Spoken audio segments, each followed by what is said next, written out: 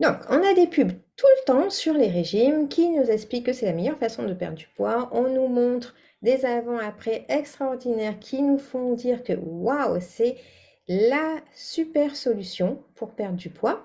Donc, sur les régimes du camp, par exemple, quand on voit les avant-après, ou sur les régimes comme j'aime, qui passent beaucoup en ce moment et qui me donnent, qui me hérissent les poils, voilà.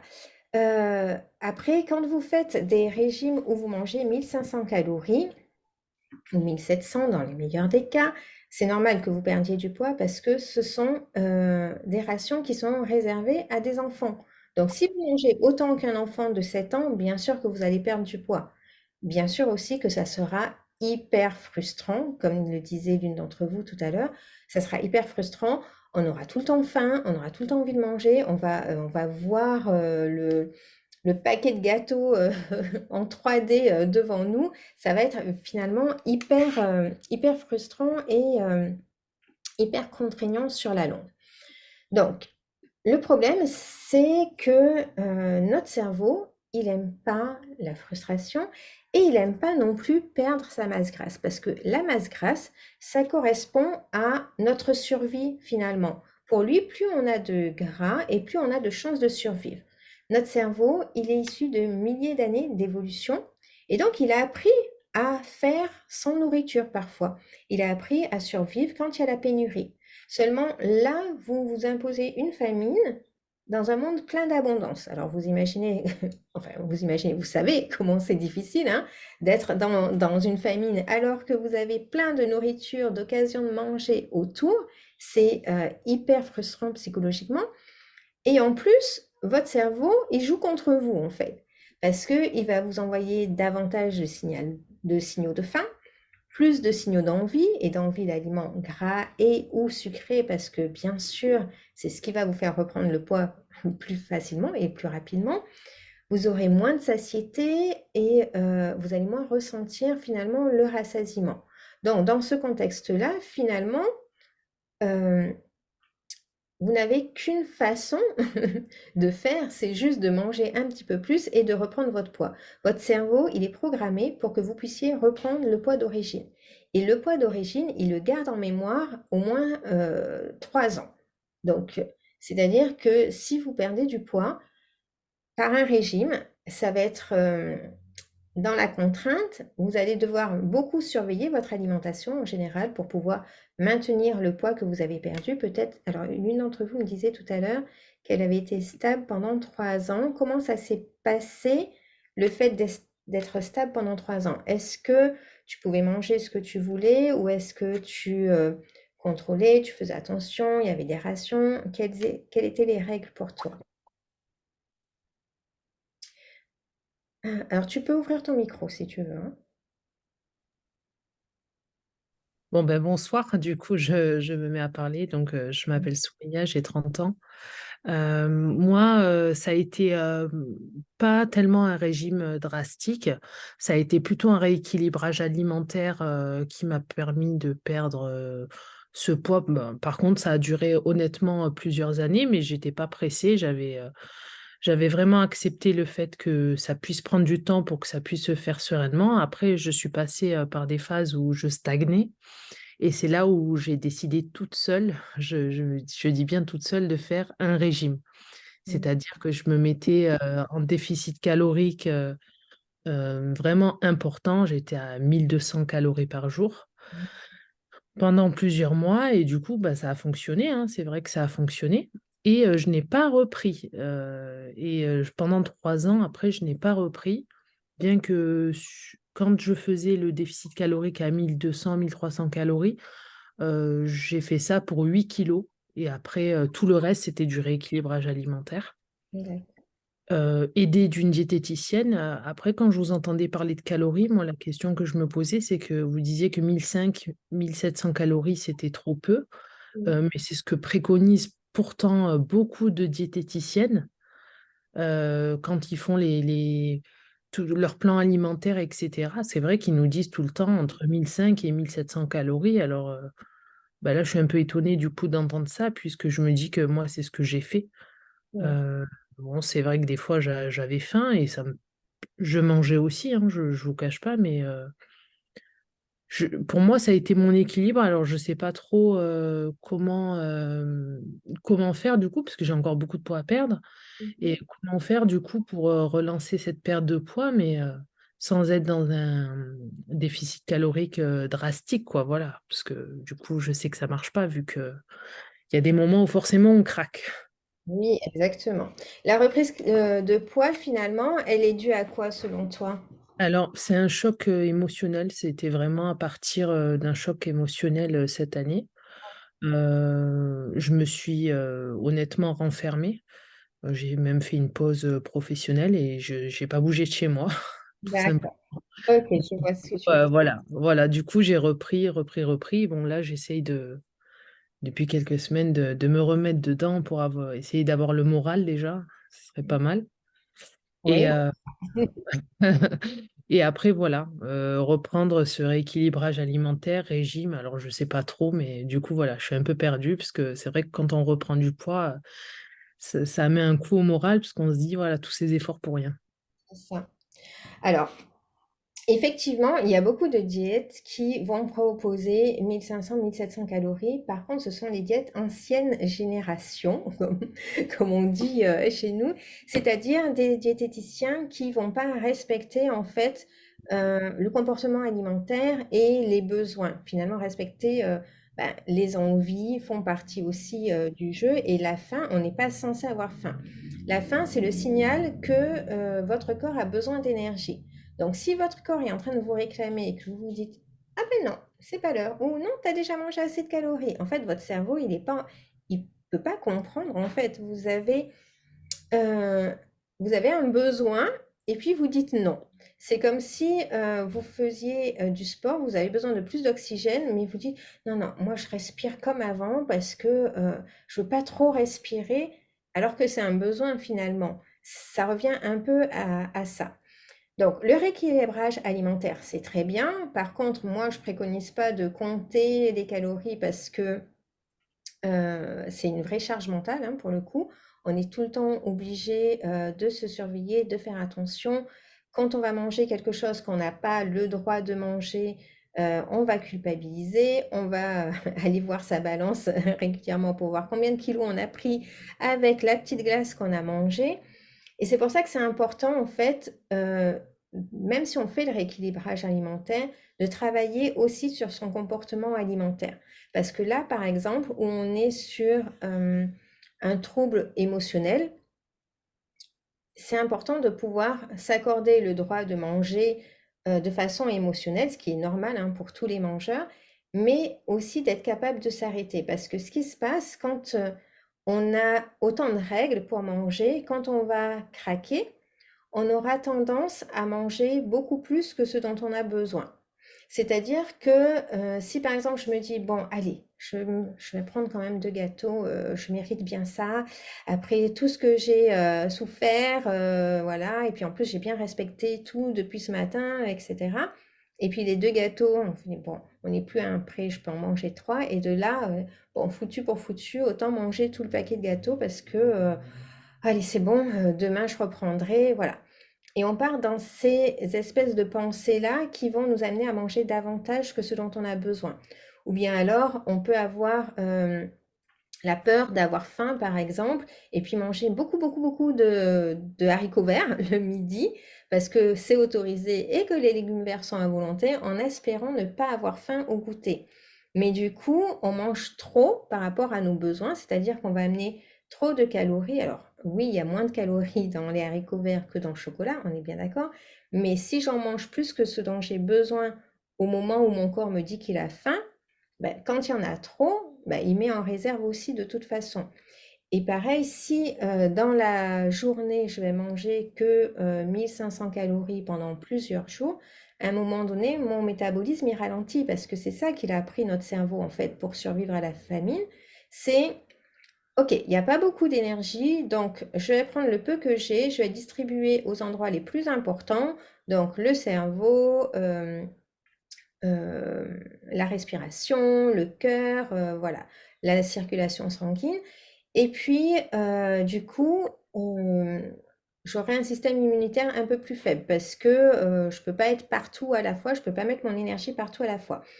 Et puis aussi, puisque j'ai pas beaucoup d'énergie pour faire tout ça, dès qu'il y aura un petit peu plus qui va rentrer, ben, je vais le mettre en réserve comme ça, parce qu'apparemment il y a une grosse famine en ce moment et comme ça, si jamais la famine dure, je vais pouvoir, avoir un petit peu de réserve de côté. Donc finalement, au bout d'un moment, on arrête de mincir et puis même on va regrossir dès qu'on fait un petit écart parce que notre cerveau comprend que, oh là là, là les temps sont vraiment durs, il va falloir mettre de côté de plus en plus. Alors, je regarde ce que vous avez mis. Ouais, courage, Soumeya, c'est gentil. Merci. Alors, mon comportement alimentaire est complètement émotionnel. Je peux manger sans faim et sans faim. C'est très joliment dit. Mm. Effectivement, c'est important à ce moment-là. Alors, comme je disais, l'alimentation émotionnelle, c'est normal. Par contre, ça ne doit pas prendre le pas sur votre alimentation classique finalement.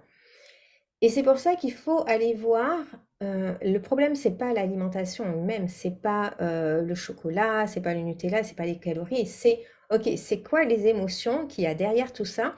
Par quoi elles sont déclenchées? Et c'est ça que je vais aller travailler et qui, par effet indirect, aura un changement sur l'alimentation émotionnelle.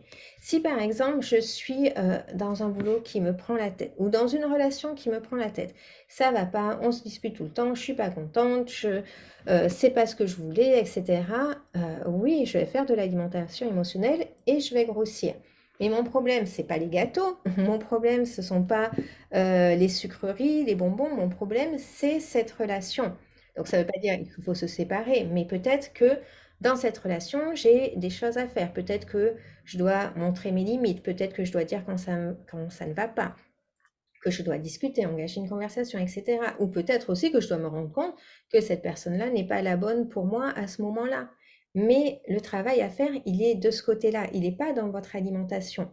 L'alimentation, c'est juste le reflet. Après, ce qu'on fait aussi, c'est la rééducation au niveau de comment je mange. Alors, il y a trois choses qui sont importantes quand vous allez manger. C'est manger parce que vous avez envie, donc ce dont vous avez envie.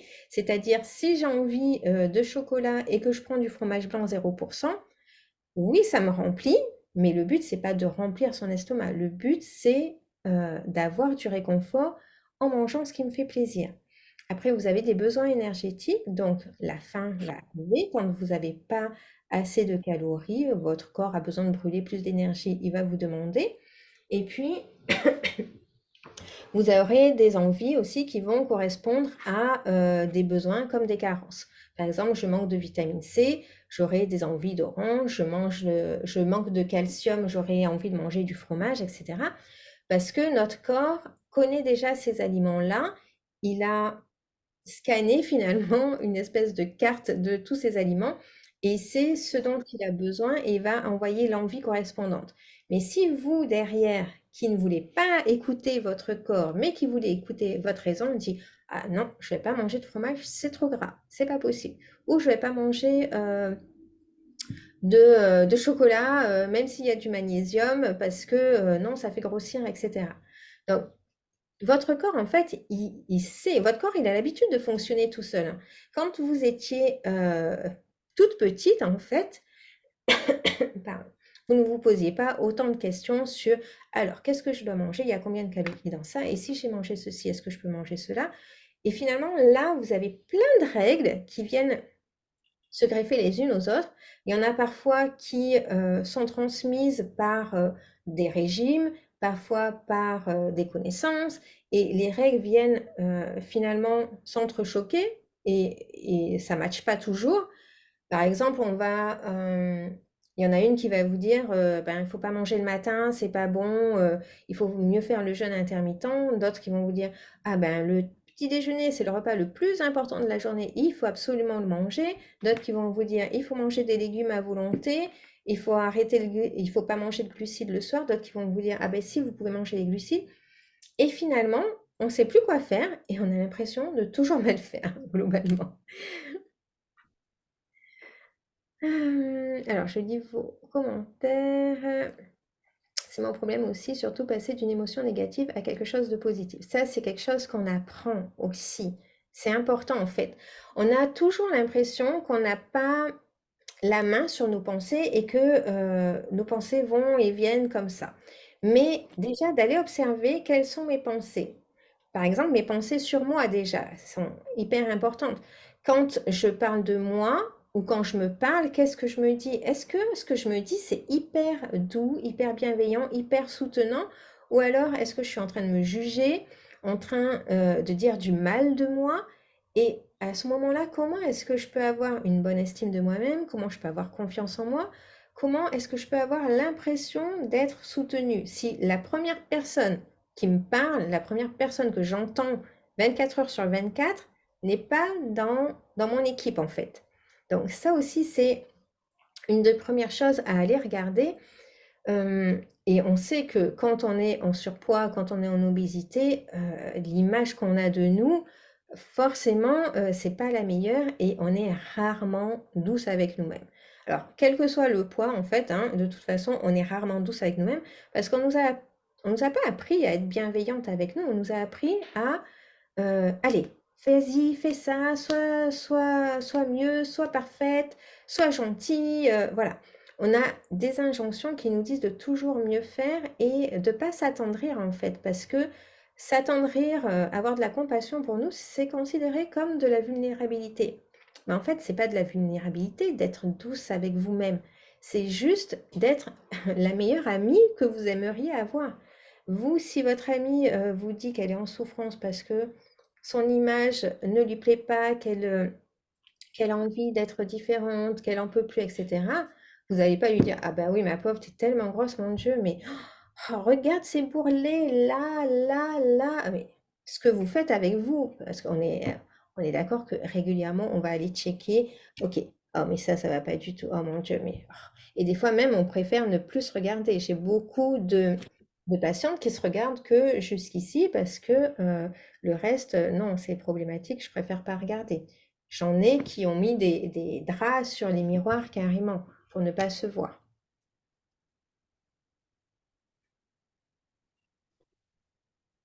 Je comprends bien, mais comment faire? Comment faire pour maigrir sans se mettre en danger, car le déficit calorique est essentiel. Si on respecte l'ensemble de nos besoins caloriques, on ne peut pas maigrir. En fait, pour maigrir sans reprendre du poids après, il faut passer sous les radars de notre cerveau, en fait, qui tient à notre survie. Donc, c'est-à-dire que quand... oui, on est perdu dans toutes ces recommandations, je suis d'accord avec toi. C'est-à-dire que le déficit calorique, on est capable de le faire naturellement quand on va s'écouter. C'est-à-dire que des fois, on s'oblige à manger alors qu'on n'a pas faim, par exemple. Ou on va s'obliger à terminer son assiette alors que les deux, trois bouchées qu'il y a derrière, bon, on n'en a pas forcément besoin, mais quand même, on va pas gâcher. Ou bien alors, on est invité et puis, bon, allez, pour faire plaisir, je vais finir, voilà. Et puis oui, je vais te reprendre une part parce que c'était très bon, etc. Mais c'est pour faire plaisir.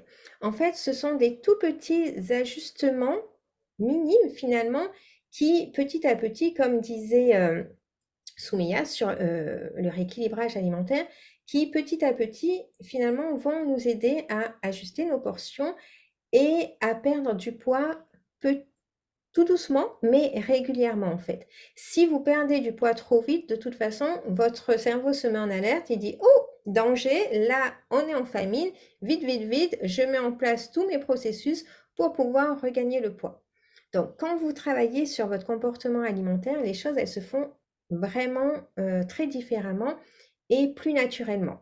Alors, je ne vais pas vous cacher que ce que me disent souvent les coachés, c'est hey, je me suis jamais posé autant de questions depuis que je travaille avec toi, Myriam. Mais en même temps, je me sens tellement mieux parce que j'ai l'impression de plus respecter mes besoins en fait. L'idée, c'est pas de manger le moins possible, l'idée, c'est de respecter le plus possible nos besoins. Par exemple, alors, si l'une d'entre vous veut participer, juste nous dire sur la journée qu'est-ce qu'elle mange, comment elle mange, à quelle heure, et puis je vais un peu regarder avec elle et aller voir ce qu'il y a à changer, peut-être poser des questions, voilà, toutes ces choses-là. Est-ce qu'il y en a une qui est partante pour faire ça?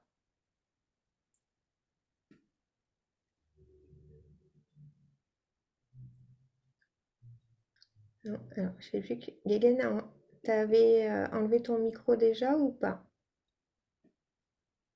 Non? Ok. Je vous promets, je vous mange pas. Ok. Donc, ce qu'on va faire, je vais vous donner l'exemple d'une de mes coachées. Donc, ce qui se passait le matin, elle se réveillait, elle allait manger.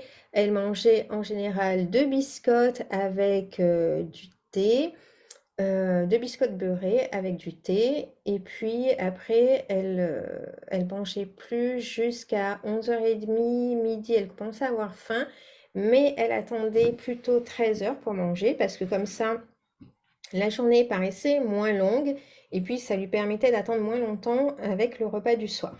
Donc du coup, elle prenait son déjeuner normal, elle mangeait pas au goûter. Quand elle arrivait le soir, elle avait très faim, mais du coup, elle voulait pas manger parce que c'était pas encore l'heure. Elle mangeait un peu, elle grignotait un peu dans le goûter des enfants, mais elle voulait pas manger vraiment, on va dire. Et du coup, à 19h, quand elle mangeait avec les enfants, à 19h, oui, quand elle mangeait avec les enfants, elle mangeait son repas classique sans trop se poser de questions. Ok. Donc là, par exemple, et ça, c'est ce qu'on fait en général au premier rendez-vous de coaching, c'est aller voir, ok, pourquoi tu fais les choses que tu fais, quelles sont les raisons et est-ce qu'elles sont justifiées ou pas et comment on peut faire autrement.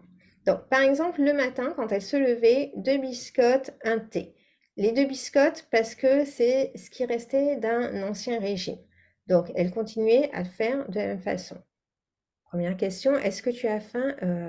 Bah non, j'ai pas vraiment faim, mais après, j'ai peur d'avoir faim, donc je préfère manger là maintenant. Ok, donc ton corps ne t'a rien réclamé encore finalement, donc peut-être que tu peux euh, garder tes biscottes pour plus tard, les amener, et si tu as faim, à ce moment-là, les manger. Ça, c'est une chose qui est possible. Ok, ton thé, tu peux le faire aussi au bureau, c'est ok. Donc, on a pris ce fonctionnement-là.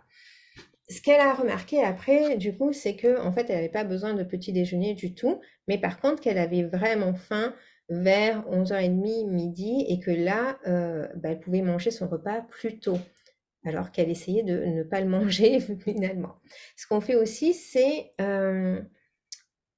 reconnecter au plaisir de manger, parce que souvent, et je me demande pourquoi d'ailleurs, souvent, on va manger très rapidement, alors que on aime manger. On est gourmande, toutes, on aime bien manger, et pourtant on fait ça comme si c'était, je sais pas moi, comme si c'était une formalité pour passer à autre chose, comme si c'était le moment qu'on ne voulait pas avoir.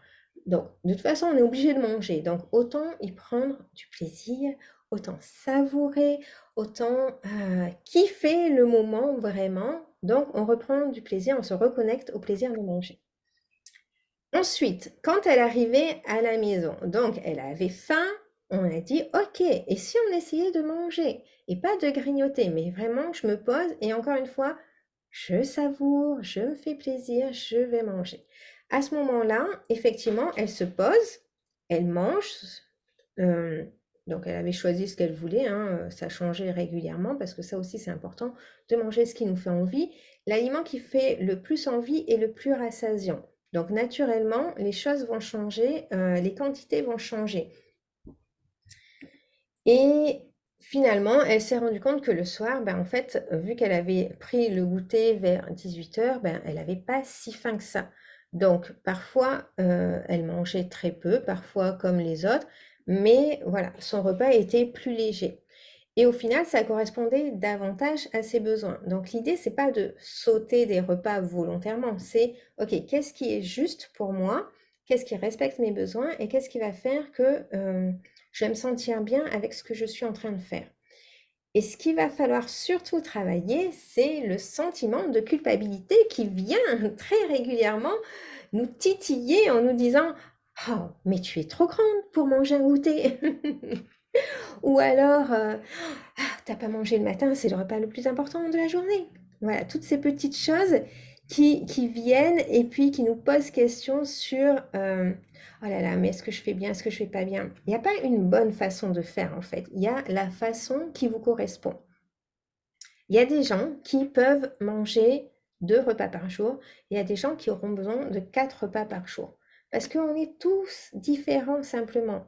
Euh, et après, on veut se positionner et se dire, ah, moi, c'est 2 repas, donc ça sera toujours 2 repas. Non, parfois, j'aurai une journée plus stressante, j'aurai moins bien dormi, voilà. Et j'aurai besoin de manger un petit peu plus. Mais c'est OK. Ça, ce sont des ajustements que vous ne pouvez pas faire quand vous êtes en régime et que vous essayez par exemple de vous tenir à 1700 calories journaliers. Vos besoins, ils sont différents d'un jour à l'autre. C'est comme le sommeil en fait. Imaginez, vous vous dites, ah, moi, je dors 7 heures tous les jours.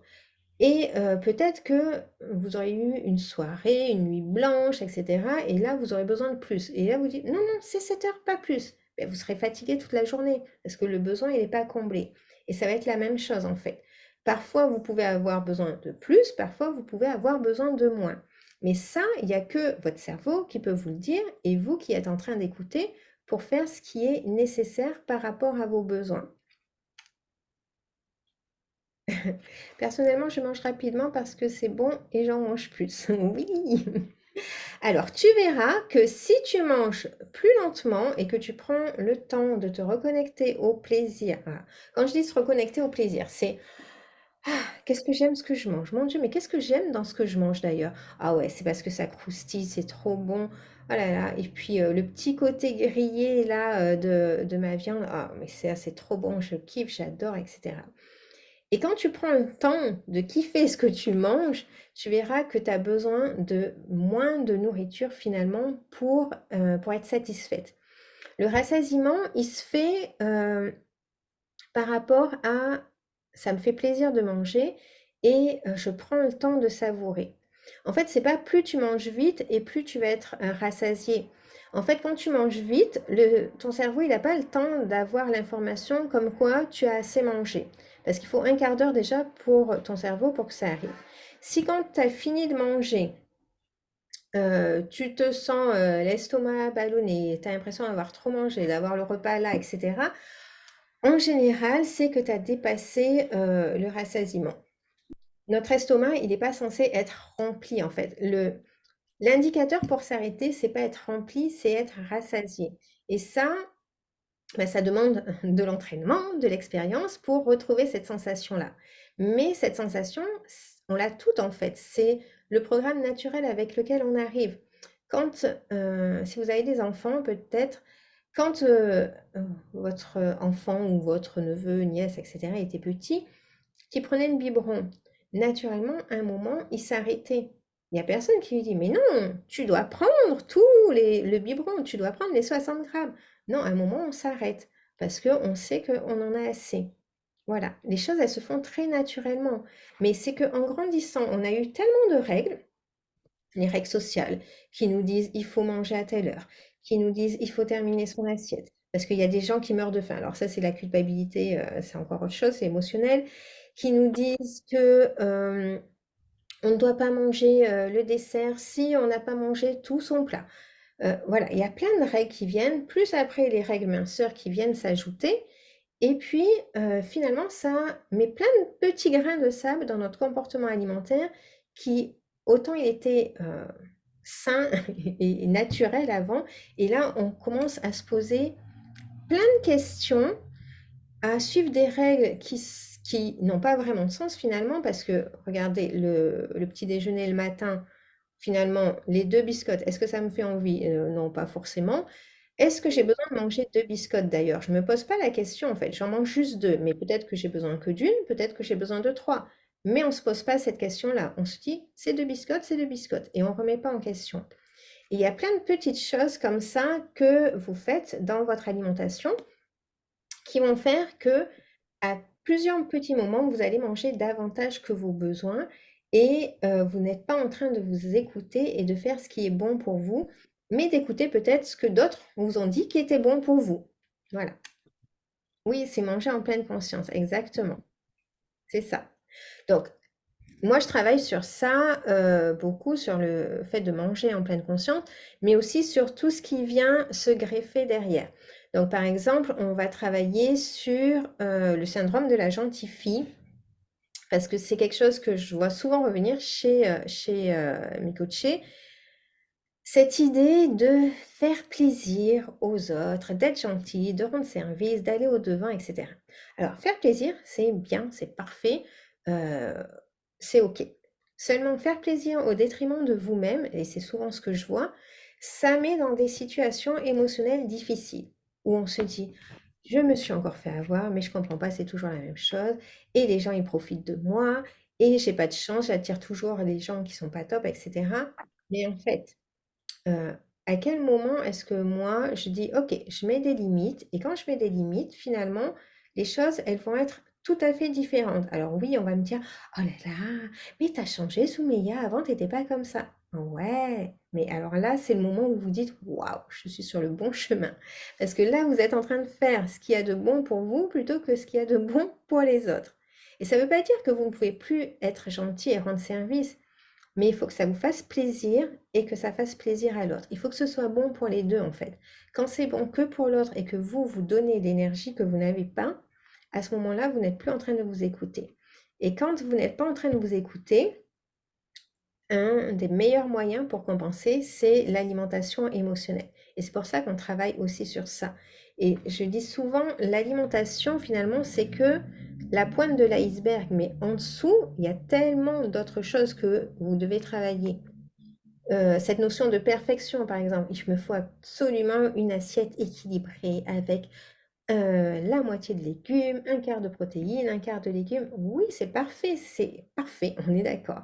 Sauf que dans la vraie vie, ben, on mange pas toujours comme ça. Mais c'est OK, parce que notre équilibre alimentaire, il va se faire sur une semaine, 10 jours. Donc, c'est pas grave si pour une fois, vous avez mangé des pâtes à la bolognaise et puis après, vous mangez une salade, c'est OK.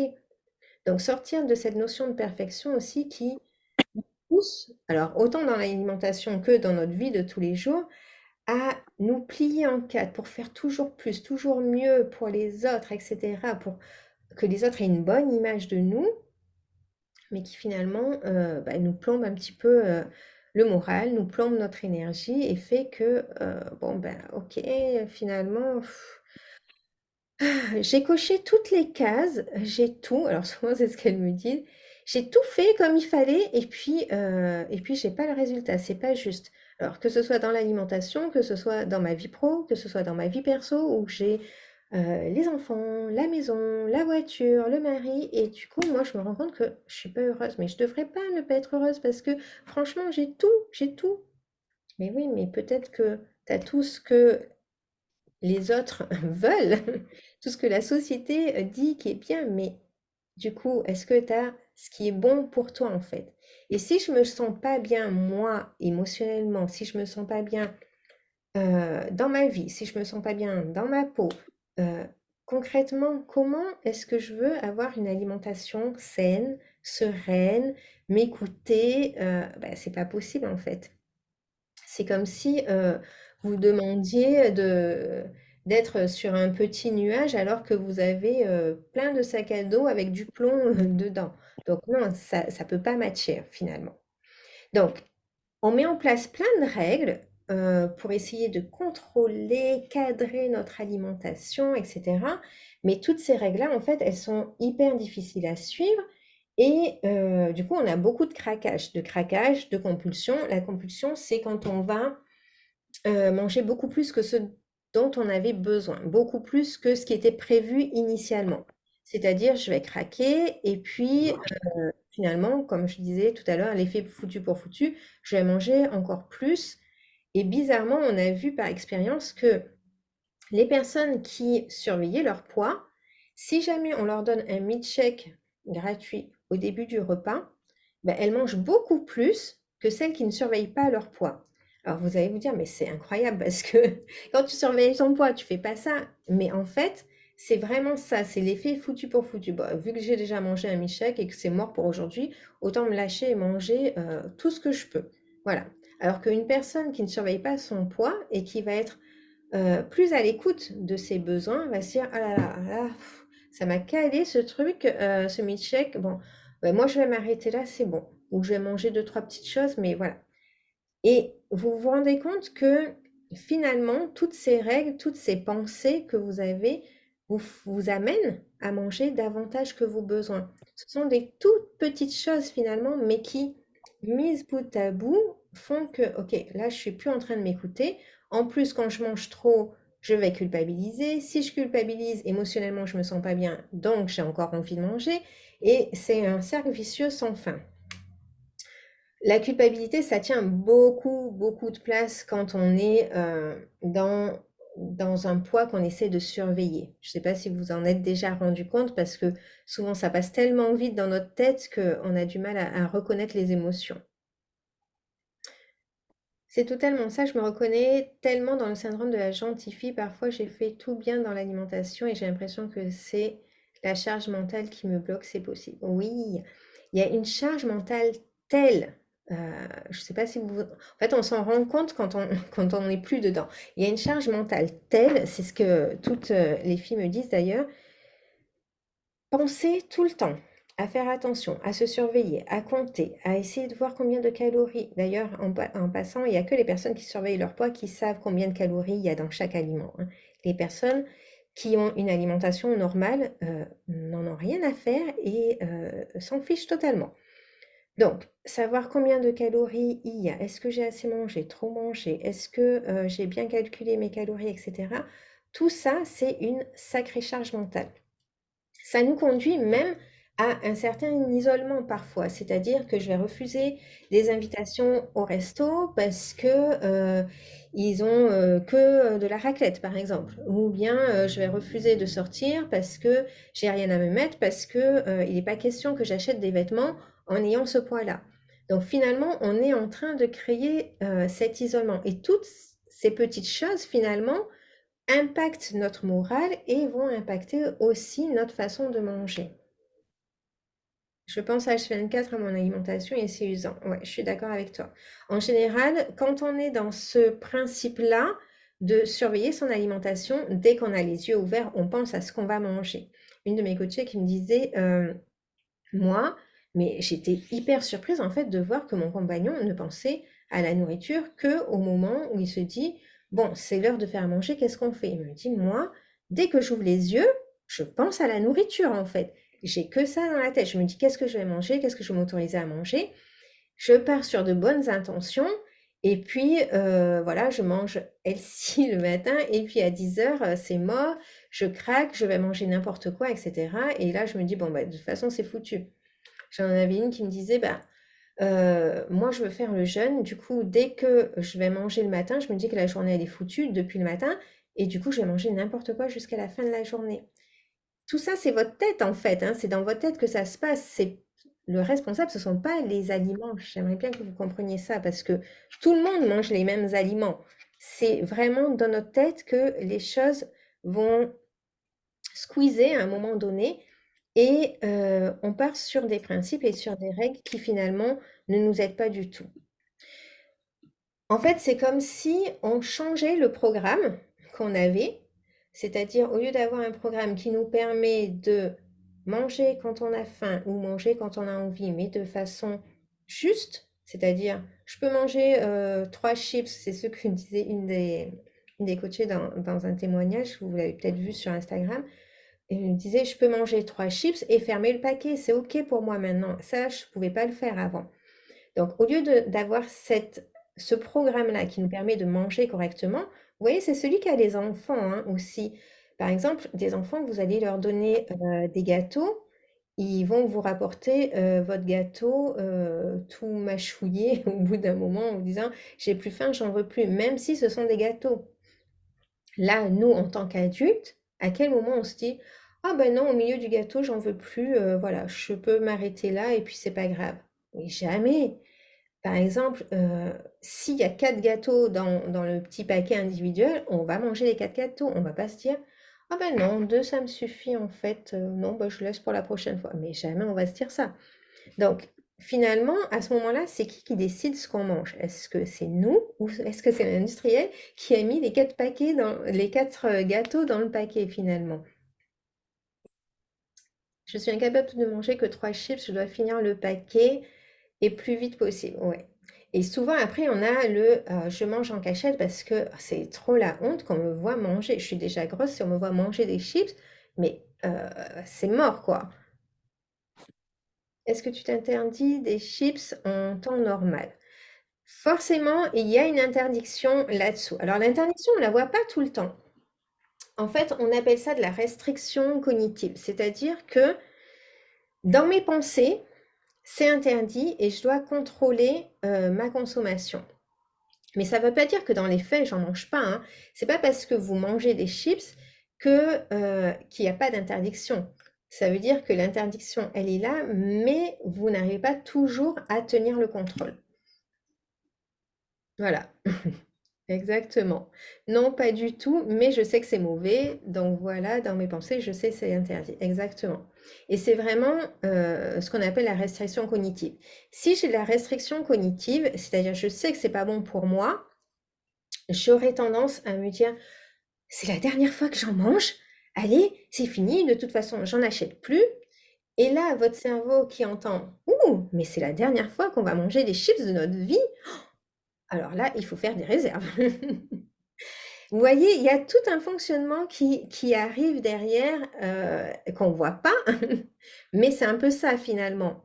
Imaginez, vous, je sais pas moi, vous allez dans un pays étranger, il y a un repas génial que vous adorez, un gâteau génial par exemple, et puis vous savez que c'est la dernière fois que vous venez dans ce pays-là et que vous mangerez plus jamais ce gâteau. Est-ce que vous allez en manger alors que vous n'avez pas faim? Mais bien sûr! Mais bien sûr qu'on va faire des réserves, peut-être même qu'on va en ramener pour chez nous, tu vois? Ok. Donc, notre cerveau, c'est l'unité centrale. C'est lui qui va décider finalement ce que je mange, quand je mange, quelle quantité je mange, mais pas toujours de façon consciente. Il y a plein de choses qui se passent dans l'inconscient et que je ne comprends pas. Et du coup, je me dis, mais c'est pas possible, je suis incapable de me contrôler. À chaque fois que j'ouvre un paquet de chips, c'est mort. Non, mais j'en achète plus, hein, parce que voilà, je perds le contrôle à chaque fois. Mais du coup, qu'est-ce qui se passe? Si j'achète plus de chips et que j'adore les chips, au moment où je vais chez des amis qui a des chips, qui se jettent sur le paquet de chips, ben c'est moi, parce que c'est le seul moment où j'ai le droit d'en manger finalement. Donc, on crée nous-mêmes finalement ces compulsions-là et aller observer voilà toutes les pensées, toutes les stratégies, tous les comportements alimentaires qui sont un peu déviants, je n'aime pas trop ce mot-là, mais voilà, qui ne sont pas adaptés à nos besoins. Aller chercher la cause nous permet de traiter la cause et de traiter le comportement. Donc finalement, c'est mon programme à l'heure actuelle, il est plein de grains de sable et je vais aller chercher tous les grains de sable pour pouvoir les enlever et revenir à un comportement alimentaire normal qui fait que je vais manger exactement les justes portions par rapport à mes besoins et que je vais pas partir un petit peu dans tous les sens et manger tout le temps beaucoup plus que ce dont j'ai besoin, culpabiliser, me sentir mal, avoir honte parce que je mange. C'est tout à fait normal de manger n'importe quel aliment et quel que soit son poids. Je sais qu'il y a beaucoup de culpabilité avec ça et de honte même, mais c'est tout à fait normal de manger en fait. C'est juste normal. Et il n'y a pas des bons ou des mauvais aliments. Il y a les aliments qui nous font envie et qui vont être rassasiants à ce moment-là. Et petit à petit, ce qu'on apprend, c'est encore une fois à manger les justes portions par rapport à nos besoins. Je peux manger 2 carrés de chocolat et me dire, ah, c'est super, ça m'a fait trop plaisir, et je passe à autre chose. Quand je suis dans la restriction, je vais manger 2 carrés, après je vais en manger 3, à peut-être 4, bon. Ah, puis allez, bon, c'est bon, je mange toute la plaquette, et après je m'en veux pendant des heures. Comportement alimentaire normal, je mange 1, 2, 3 carrés de chocolat, peut-être même 4, et puis je me dis, oh là là, ça m'a trop fait plaisir, mais il est trop bon ce chocolat. Et puis je remets la plaquette, et puis je dis, ah, je suis trop contente d'en manger la prochaine fois. Et puis je passe à autre chose. Et ça, c'est hyper difficile à faire. Ok. Bien. Donc, c'est important de voir que les problèmes ne se traitent pas au niveau où vous les observez, mais bien en amont, en fait. C'est-à-dire que c'est pas l'alimentation que je dois restreindre, mais c'est comprendre pourquoi je mange autant et pourquoi je mange ça à ce moment-là pour pouvoir changer mon comportement alimentaire. Le comportement alimentaire, ça se modifie facilement. On a toujours l'impression que c'est extraordinaire. Mais non, vous pouvez être aussi cette personne qui mange que 2 gâteaux sur les 4 et puis passer à autre chose. Pour l'instant, vous essayez sur la base de la motivation et de la volonté. Mais la volonté, vous avez un petit verre de volonté par jour, on va dire. Et votre petit verre de volonté, quand vous avez pris le courage de vous lever, pris le courage de régler les disputes des enfants, de parler avec tous les gens avec qui on n'a pas envie de parler au travail, etc. euh, Très sincèrement, votre motivation à la fin de la journée, elle est au ras des pâquerettes. Et très souvent, le soir, quand c'est le moment où personne ne nous demande rien, enfin, c'est le moment où on va craquer et où on va manger beaucoup, beaucoup plus que ce dont on a besoin. Donc, c'est normal, mais il y a aussi une façon de pouvoir régler ça, c'est aller voir qu'est-ce qui s'est passé et changer. Coucou Soumeya. Oui, ok, pas de souci, il y aura le replay. Très bien, mais on a presque terminé de toute façon. Ok, donc, moi, ce que je voulais vous dire, il y a une façon de changer les choses, de ne pas être tout le temps dans la lutte, de ne pas tout le temps être contre vous-même, de vous épuiser, parce que franchement, c'est épuisant autant psychologiquement que physiquement, hein, parce qu'on a l'impression de toujours devoir être sur le qui-vive, de toujours devoir faire des efforts. Là, toutes les coachées que j'ai accompagnées ont changé radicalement leur façon de manger.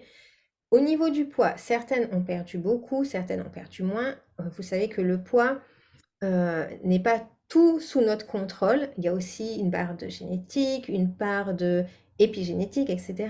Épigénétique, c'est ce qui s'est passé avant dans tous les membres de la famille. Voilà, tout ça, mais en tout cas, ce qui est à votre main, vous pouvez travailler dessus, c'est-à-dire votre comportement alimentaire. Et moi, ce que je vous propose, c'est de vous accompagner sur ça. Donc, là, il y a le programme Mincir avec plaisir. C'est la dernière fois, je pense, de l'année qu'on va ouvrir. Enfin, il est tout le temps ouvert, hein, d'ailleurs, mais là, c'est, je pense, vraiment la dernière fois où je vais accepter de nouvelles personnes dans ce programme-là. Dans ce programme, vous avez plein de choses, mais vraiment plein de choses. Vous avez des coachings de groupe tous les 15 jours, vous avez 2 rendez-vous individuels avec moi. Si vous en voulez plus, après, on peut voir pour en rajouter, mais la plupart des coachés qui sont là-dedans ont fait 100 rendez-vous individuels et la dernière qui a témoigné a perdu, mon Dieu, je sais plus, je crois 20 kilos, quelque chose comme ça. Je vous promets pas 20 kilos, hein, on est d'accord, parce que le poids, c'est différent pour tout le monde. On va pas tous faire du 36. Mais en tout cas, changer votre comportement alimentaire, sortir de la culpabilité, sortir du contrôle, de est-ce que je fais bien, pas bien, etc. et revenir à vous. Dans ce programme, on travaille à la fois sur la psychonutrition et sur la psychologie, sur le développement personnel. Vous avez toutes les masterclass que j'ai faites. Donc, les masterclass sur... Alors, il y en a où c'est pas moi qui les ai faites, c'est d'autres coachs sur comment s'habiller, je ne sais plus comment elle a appelé ça, Soumaya, sur l'organisation, pour la vie de famille, c'est important. Moi, j'avais fait Bikini Body, j'avais fait sortir du syndrome de la gentille petite fille. Voilà, toutes ces choses-là, vous pouvez aller voir sur le site directement. Je vais vous mettre le lien. Qu'est-ce que vous avez? Vous avez un livret de recettes. Il y a tellement de choses que même moi, je ne me rappelle plus. Vous avez les coachings, je l'ai dit. Ouais, les coachings, c'est le plus important, vraiment, tous les 15 jours. En plus, vous avez des personnes qui sont à différents niveaux et qui vont vous donner des conseils. Vous avez le groupe WhatsApp dans lequel vous pouvez échanger entre les rendez-vous. Le groupe WhatsApp, très important. Moi, je suis toujours active. Dès que vous avez une question, je réponds toujours. Peut-être pas le week-end, mais je réponds toujours. Donc, vraiment, pour que vous vous sentiez vraiment accompagné jusqu'au bout. Les rendez-vous, vous les prenez quand vous voulez. C'est vous qui décidez. C'est vous qui choisissez. Vous avez accès aux futures masterclass aussi, bien sûr, il y en a une tous les 2 mois à peu près. Donc voilà. Si vous avez des questions, n'hésitez pas à les poser. Je vais hop, vous mettre le lien par ici. Hop. En tout cas, ce que j'aimerais vraiment, c'est que vous sortiez de cette idée de culpabilité.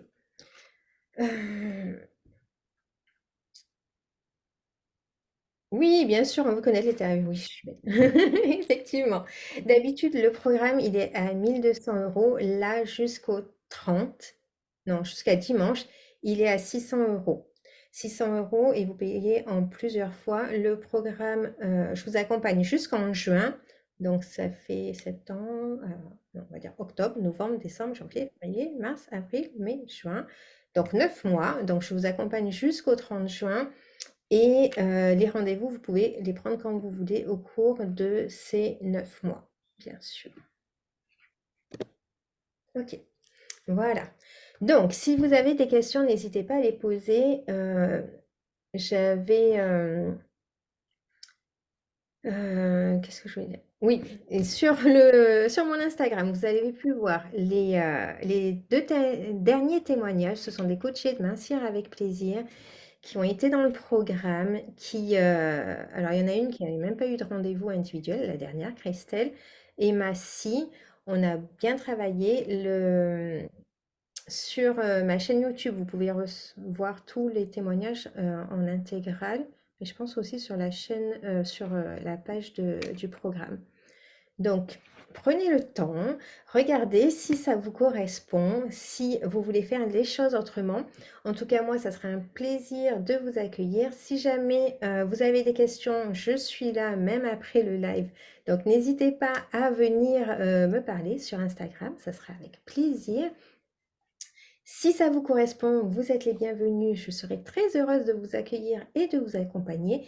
Si vous pensez que ce n'est pas pour vous, que c'est pas une façon d'aborder les choses qui vous parle, c'est ok aussi, c'est très bien.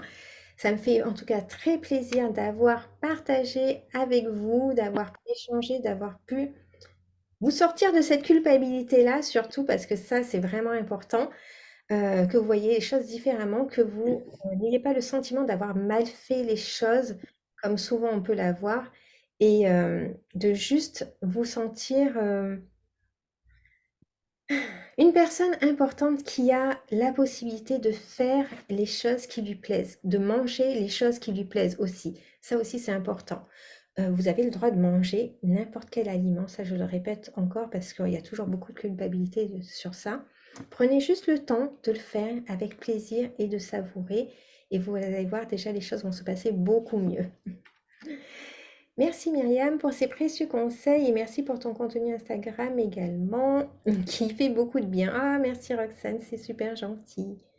Merci beaucoup, très enrichissant. Merci à vous d'avoir été là et d'avoir participé. Radia, oh, c'est pas grave, Radia, il y a le live que je vais envoyer soit ce soir, soit demain, selon mon niveau de force, parce que je suis en plein déménagement aussi, donc c'est un petit peu compliqué. Oui, oui, il y a un replay, t'inquiète pas. Ok, super, merci beaucoup à vous, merci à toutes pour votre présence, je vous fais de gros bisous et je vous dis peut-être à bientôt. Bye.